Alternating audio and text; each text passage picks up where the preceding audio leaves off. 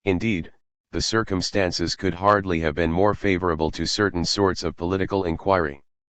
The Greek was almost forced to think of what would now be called comparative government. Throughout the length and breadth of the Greek world he found a great variety of political institutions, all indeed of the city-state type, but still capable of very great differences. At the very least there was one contrast which every Athenian 21 must have heard discussed from the time he was old enough to follow conversation at all, that between Athens and Sparta, the types of the progressive and the conservative state, or of the democratic and the aristocratic state. Then in the east there was always the terrible shadow of Persia which could never be long out of any Greek's consciousness. He hardly counted it, indeed, as a genuine government, or at all events he counted it such a government as only the barbarian merited, but it formed the dark background upon which he projected his own better institutions. As his travels took him still farther afield to Egypt, to the western part of the Mediterranean, to Carthage, to the tribes of the Asiatic hinterland, he found continually new material for comparison. That the Greek of the 5th century had formed already a lively curiosity about the queer laws and institutions which filled his world is amply proved by the fund of anthropological lore embodied by Herodotus in his history. The strange customs and manners of foreign peoples form a regular part of his stock in trade. Behavior which in one country is looked upon as expressing the greatest piety and goodness is regarded in another with indifference or perhaps even with loathing. Each man naturally prefers the customs of his own country, and though there may be little in these customs which is intrinsically superior to those of another country, the life of every man must be lived in accord with some standards. Human nature needs the piety that belongs to some sort of observance. Herodotus looked with a curious and a tolerant eye, but withal respectfully, upon the strange medley that he revealed. He considers it the most certain evidence of Cambyses' madness that he despised and insulted the religious rites of other nations besides the Persians. It is, I think, rightly said in Pindar's poem that use and wont is lord of all. 1. Even in this very unphilosophical book there is one rather startling bit of evidence of the lengths to which popular thought in Greece had gone in theorizing about government. This is the passage 2 in which 7 Persians are represented as discussing the relative merits of monarchy, aristocracy, and democracy. Most of the stock arguments appear: the monarch tends to degenerate into a tyrant, while democracy makes all men equal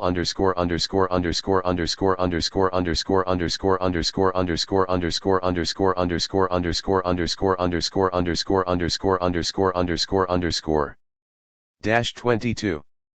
Before the law. But democracy readily becomes mob rule, and a government by the best men is certainly preferable. And nothing can be better than the rule of the one best man. This is a genuine Greek touch which Herodotus certainly did not learn in Persia. This standard classification of the forms of governments, then, was a bit of popular theorizing long antedating anything known as political philosophy. When it occurs in Plato and Aristotle it is already a commonplace which need not be taken too seriously. In the beginnings of political thought no doubt disinterested curiosity about foreign countries counted for something, but this was certainly not the main motive. The essential condition was the rapidity with which Athenian government itself had changed and the tenseness of the struggles by which the changes had come about. At no date within the historical era had there been a time when Athenian life or indeed Greek life had been mainly regulated by unquestioned custom. Sparta indeed could pose as a marvel of political stability, but the Athenian had perforce to take pride in progress, since not much could be said for the antiquity of his institutions. The final triumph of democracy was not much older than the political career of Pericles. The constitution itself went back only to the last years of the 6th century, and the beginning of the democracy, counting from the establishment of popular control over the courts by Solon, was less than a century older.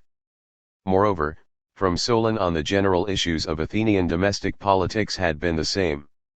The underlying causes were economic, and the issue was between aristocracy, dominated by the old and well-born families whose property was in land, and democracy, dominated by the interests of foreign trade and aiming to develop Athenian power upon the sea.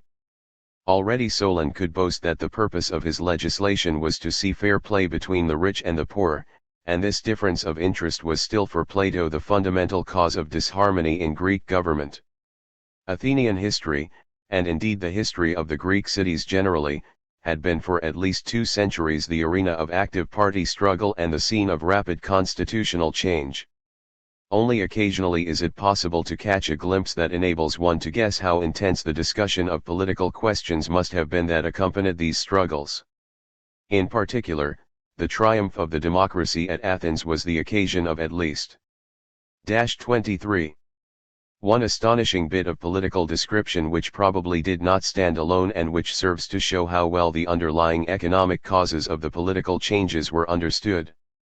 This is the little essay on the Constitution of Athens, written by some disgruntled aristocrat and formerly attributed, falsely, to Xenophon. 3 The author sees in the Athenian constitution at once a perfect instrument of democracy and a thoroughly perverted form of government.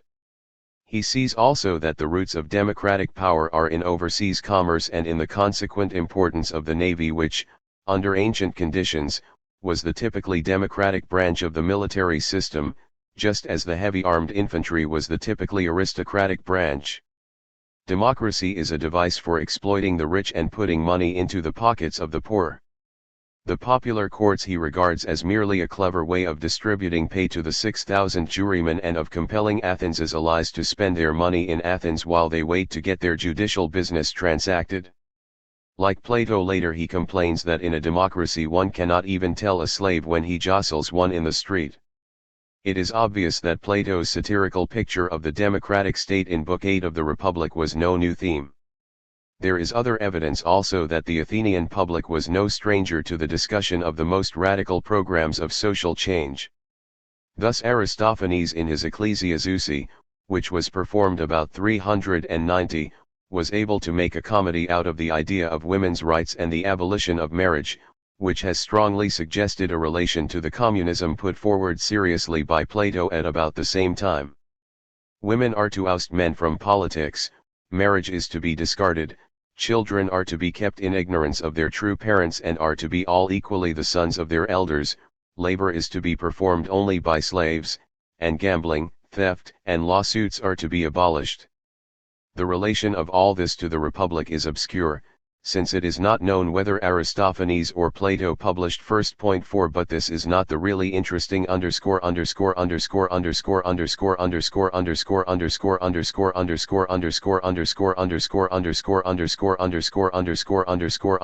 underscore. 3. Translated by H. G. Dawkins in Xenophon's Works, Volume 2, also by F. Brooks in An Athenian Critic of Athenian Democracy, London, 1912. The probable date is about 425 BC. 4. Various hypotheses are discussed by James Adam in his edition of the Republic, Volume I, pages 345 ff. Communism of women might be sufficiently familiar to readers of Herodotus. CBK 4, 104, 180. See also Euripides, 655 francs, Dindorf. 24. Point. Aristophanes seems to be lampooning not a speculative philosophy but the utopian ideas of a radical democracy. And since the primary requirement of comedy is that it should go over the footlights, his audience must have known what he was talking about. It is an obvious inference that, early in the 4th century at least, an Athenian audience found nothing incomprehensible in a thoroughly subversive criticism of their political and social system.